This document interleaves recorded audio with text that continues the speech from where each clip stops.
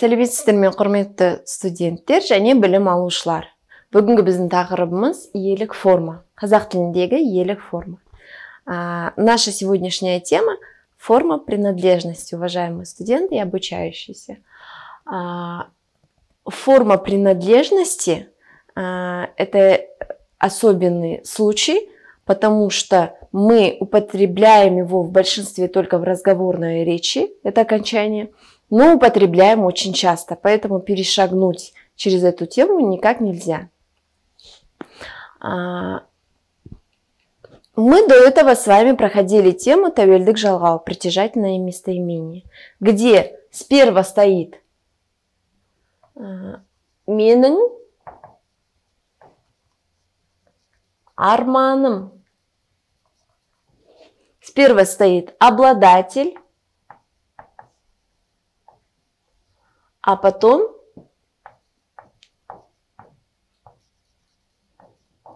обладаемое.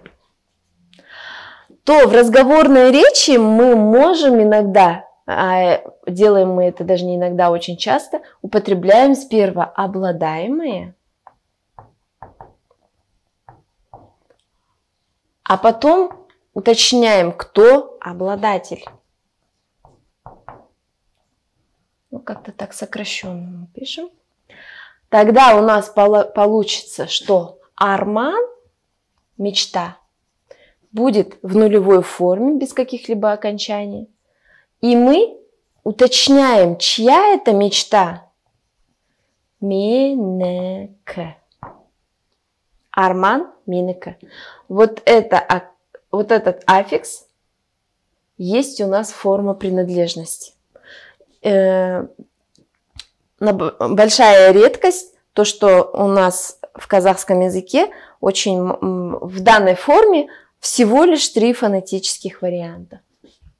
Это нк, это дк, это тк. Заметьте, что в данном случае есть только мягкий вариант.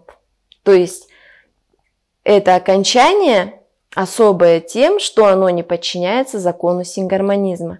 То есть даже если у вас будет слово твердое, как в данном случае, мен, сен, ол. Нет, в этом случае слово мягкое. Если мы скажем онк, его,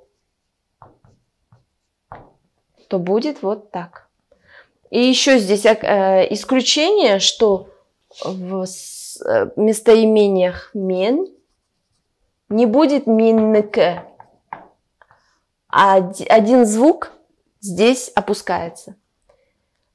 Синеке и ол. Неке должно быть по логике, но звук л тоже опускается и будет онеке. Вот эти минеке, синеке, онеке, сиздеке. Вот эти 2 местоимения, у них правописание вот такое. В большинстве случаев данную форму мы употребляем тогда, когда именно кто-то спрашивает, чье это. Бұл менің қаламым, можно сказать, но в разговорной речи мы в большинстве сперва говорим про обладаемое, бұл қалам, а потом менікі. К кому она принадлежит? Это ручка.